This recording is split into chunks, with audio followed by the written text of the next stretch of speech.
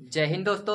आज हम बात करने वाले हैं क्लास 12 के हिंदी के बहादुर कहानी का सारांश, जो कि हर बोर्ड परीक्षा में क्लास 12 में हर बोर्ड परीक्षा में 5 नंबर में आता है। तो चलिए वीडियो शुरू करते हैं।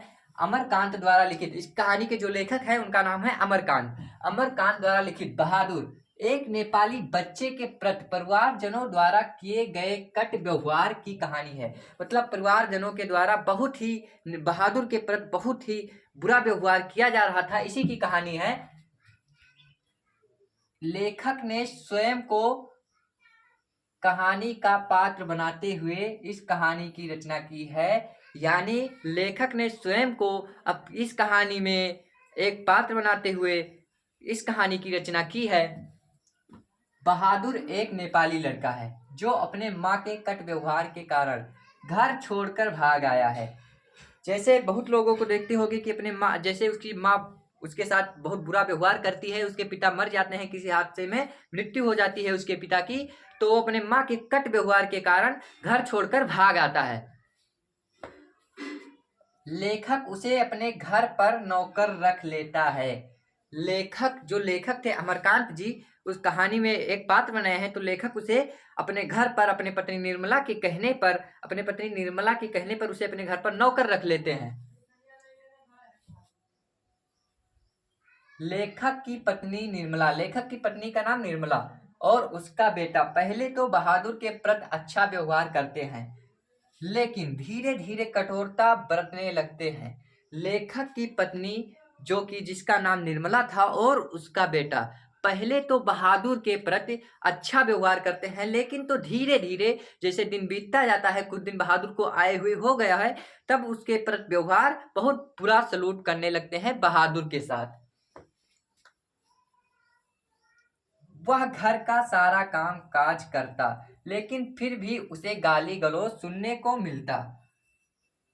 मतलब वह घर का सारा काम काज बेचारा करता था, लेकिन तो फिर भी उसे गाली गलौज सहने को मिलता था।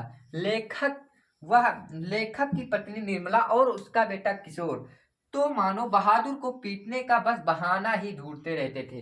जो लेखक की पत्नी निर्मला थी और उसका बेटा किशोर खाली उसको बहाना ढूंढते थे कि कौन सा बहाना मिल जाए और बहादुर को पीट दें, बस खाली बहाना ही ढूंढते रहते थे।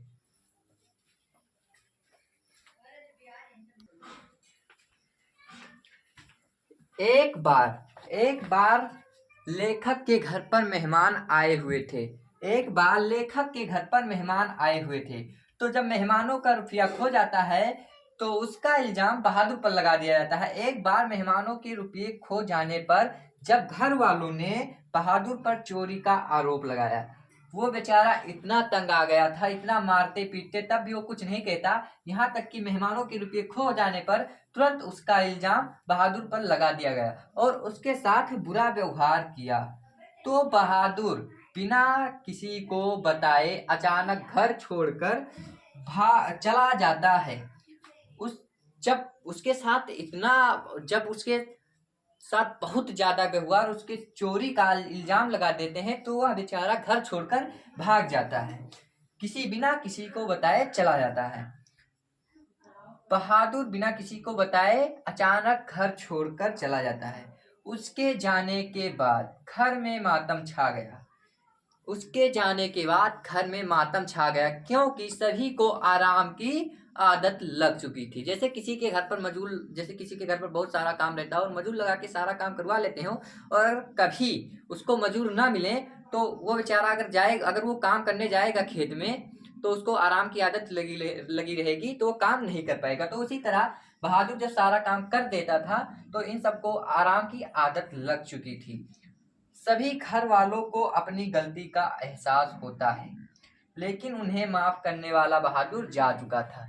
सभी को अपनी गलती का एहसास होता है कि हमने बहुत बुरा किया बहादुर के साथ, लेकिन तो अब क्या करें, जिसको माफ करना था यानी कि बहादुर, वो घर छोड़कर चला जाता है। अब पछताने से क्या होगा जब चिड़िया चुन गई खेत। तो इसी के साथ इसको स्क्रीनशॉट ले लीजिए। मिलते हैं अगले वीडियो में, तब के लिए जय हिंद जय भारत।